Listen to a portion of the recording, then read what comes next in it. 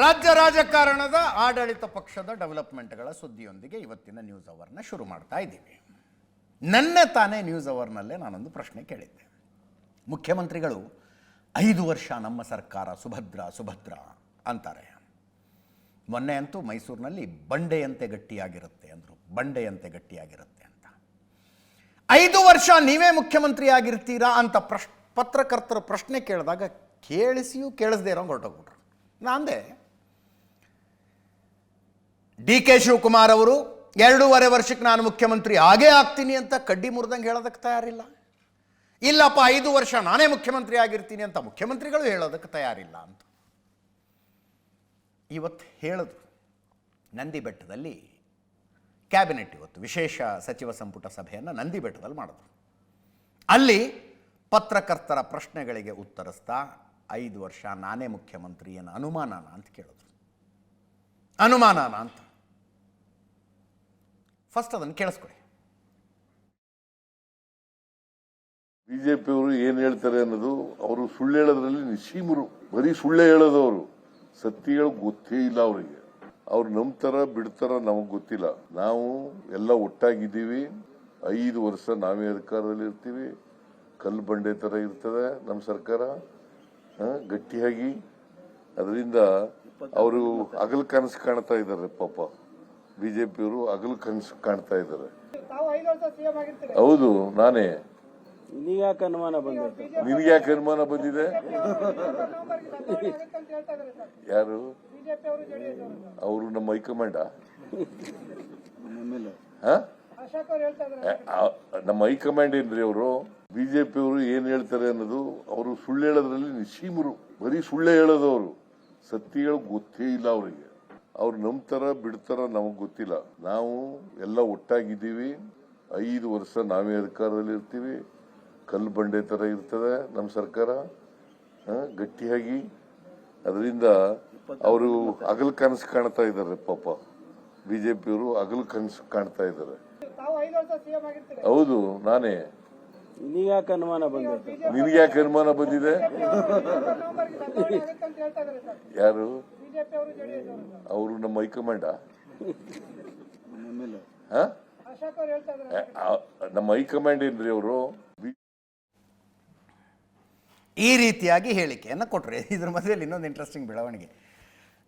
ಮೊನ್ನೆ ಡಾಕ್ಟರ್ ಪರಮೇಶ್ವರ್ ಅವರು ರಾತ್ರಿ ಡಿ.ಕೆ. ಶಿವಕುಮಾರ್ ಮನೆಗೆ ಹೋಗಿದ್ರಂತೆ. ಏನೋ 1 to 1 ಚರ್ಚೆ ಆಗಿದೆ ಅಲ್ಲಿ. ಹೋಗಿದ್ದು ನಿಜ ಅಂತ ಅವರು ಅಂದರು, ಬಂದಿದ್ದು ನಿಜ ಅಂತ ಡಿ.ಕೆ. ಶಿವಕುಮಾರ್ ಅವರು ಅಂದರು. ಪೊಲಿಟಿಕಲ್ ಏನು ಚರ್ಚೆ ಆಗಿಲ್ಲ ಅಂದರು. ಇವತ್ತು ಮುಖ್ಯಮಂತ್ರಿಗಳ ಪಕ್ಕದಲ್ಲಿ ನಿಂತ್ಕೊಂಡು ಡಾಕ್ಟರ್ ಪರಮೇಶ್ವರ್, ನಮ್ಮ ಹೋಮ್ ಮಿನಿಸ್ಟ್ರು, ಪತ್ರಕರ್ತರು 5 ವರ್ಷ ನೀವೇ CM ಆಗಿರ್ತೀರಾ ಅಂದರೆ ಮುಖ್ಯಮಂತ್ರಿಗಳಿಗಿಂತ ಮೊದಲೇ ಅವರೇ ಪ್ರಶ್ನೆ ಕೇಳಿದ್ರು. ನಿಮಗೆ ಯಾಕೆ ಡೌಟು ಅಂತ ಅವರೇ ಪ್ರಶ್ನೆಯನ್ನು ಕೇಳಿದ್ರು. ಆರಂಭದಲ್ಲಿ ಈ ಹೇಳಿಕೆ ಬಂದಾಗ ಪತ್ರಕರ್ತರು ಕೇಳಿದ ಪ್ರಶ್ನೆಗೆ ಮುಖ್ಯಮಂತ್ರಿಗಳು ಕೊಟ್ಟ ಸ್ಪಷ್ಟೀಕರಣ ಅಂತಿತ್ತು. ಈಗ ಪತ್ರಕರ್ತರು ಹಿಂಗೆ ನಿಂತ್ಕೊಂಡಾಗ 5 ವರ್ಷ ನೀವೇ ಮುಖ್ಯಮಂತ್ರಿ ಆಗಿರ್ತೀರಾ ಅಂದರೆ ಇಲ್ಲ ಅನ್ನೋಕ್ಕಾಗತ್ತಾ? ಅದಕ್ಕೆ ಸಿದ್ದರಾಮಯ್ಯನವ್ರು ಹೇಳಿದ್ರು ಅಂತ. ಆಮೇಲೆ ನೋಡಿದ್ರೆ ತುಂಬ ಸ್ಪಷ್ಟವಾಗಿ ಟ್ವೀಟೇ ಮಾಡಿಬಿಟ್ರು. ನಾನು 5 ವರ್ಷ ಮುಖ್ಯಮಂತ್ರಿಯಾಗಿ ಮುಂದುವರಿಯಲಿದ್ದೇನೆ. ಈ ಬಗ್ಗೆ ಅನುಮಾನ ಬರುವಂಥದ್ದೇನಿದೆ?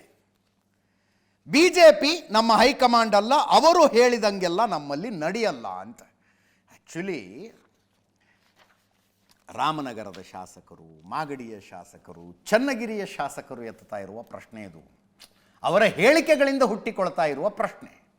ಹೌದಪ್ಪ, ನಮ್ಮದೇ ಪಕ್ಷದಲ್ಲಿ ಕೆಲವು ಶಾಸಕರು ಹಿಂಗೆ ಮಾತಾಡ್ತಿದ್ದಾರೆ, ನಾನು ಸ್ಪಷ್ಟೀಕರಣ ಕೊಡ್ತಿದ್ದೀನಿ ಅಂತ ಹೇಳೋಕ್ಕಾಗತ್ತಾ? ಬಿಜೆಪಿಯವರು ಸರ್ಕಾರದಲ್ಲಿ ಅಧಿಕಾರ ಬದಲಾವಣೆಯ ಬಗ್ಗೆ ಬಿಜೆಪಿ ಹಗಲುಗನಸು ಕಾಣುತ್ತಿದೆ. ಬಿಜೆಪಿಯವರು ಸುಳ್ಳನ್ನು ಮಾತ್ರ ನಂಬುತ್ತಾರೆ, ಸತ್ಯವನ್ನಲ್ಲ. ಸುಳ್ಳು ಹೇಳಿರುವುದರಲ್ಲಿ ನಿಸ್ಸೀಮರಾಗಿರುವ ಬಿಜೆಪಿಯವರಿಗೆ ಸತ್ಯ ಹೇಳಿ ಗೊತ್ತೇ ಇಲ್ಲ. ಅವರು ನಂಬ್ತಾರೋ ಬಿಡ್ತಾರೋ, ನಾವೆಲ್ಲ ಒಗ್ಗಟ್ಟಾಗಿದ್ದೇವೆ.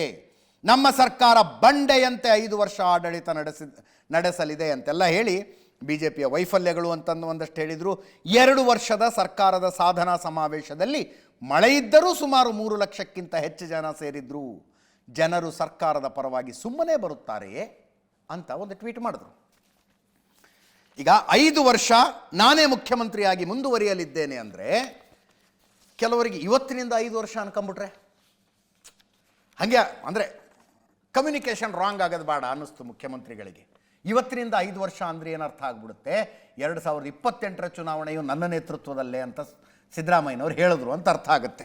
ಅದಕ್ಕೊಂದು ರಿಜೈಂಡರ್ನ ಕೊಟ್ಟರು. ಮುಂದಿನ 3 ವರ್ಷವೂ ನಾನೇ ಮುಖ್ಯಮಂತ್ರಿ, ನಮ್ಮದೇ ಸರ್ಕಾರ ಇರುತ್ತೆ ಅಂತ 2ನೆಯ ಟ್ವೀಟ್ ಮಾಡಿದ್ರು. ಈ ಟ್ವೀಟನ್ನು ತುಂಬ ನೀಟಾಗಿ ಗ್ರಾಫಿಕಲ್ಲಿ ಮಾಡಿಸಿದ್ರು. 5 ವರ್ಷ ನಾನೇ CM, ನಮ್ಮದೇ ಸರ್ಕಾರ ಇರುತ್ತೆ. ಈ ಟ್ವೀಟಿನ ಜೊತೆಗೆ ಒಂದು ವಿಡಿಯೋನೂ ಇತ್ತು, ಕೇಳಿಸ್ಕೊಳ್ಳಿ. ಬಿಜೆಪಿ ಅವರು ಸುಳ್ಳು ಹೇಳೋದ್ರಲ್ಲಿ ನಿಶೀಮರು, ಬರೀ ಸುಳ್ಳೆ ಹೇಳೋದವರು, ಸತ್ಯ ಹೇಳೋಕ್ ಗೊತ್ತೇ ಇಲ್ಲ ಅವ್ರಿಗೆ. ಅವ್ರು ನಂಬ್ತಾರ ಬಿಡ್ತಾರ ನಮಗ್ ಗೊತ್ತಿಲ್ಲ. ನಾವು ಎಲ್ಲ ಒಟ್ಟಾಗಿದ್ದೀವಿ.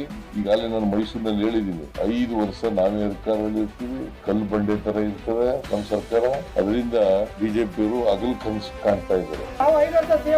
ಹೌದು, ನಾನೇ. ನಿನ್ಗೆ ಯಾಕೆ ಅನುಮಾನ ಬಂದಿದೆ? ನಮ್ಮ ಹೈಕಮಾಂಡ್ ಏನ್ರಿ ಅವರು. ಬಿಜೆಪಿ ಮಾಧ್ಯಮಗಳಿಗೆ ಕೊಟ್ಟ ಹೇಳಿಕೆಯನ್ನು ಮ್ಯೂಸಿಕ್ ಗೀಸಿಕ್ ಹಾಕಿ ಸ್ವಲ್ಪ ಚೆನ್ನಾಗಿ ಮಾಡಿ ಟ್ವೀಟು ಮಾಡಿದರು ಮುಖ್ಯಮಂತ್ರಿಗಳು.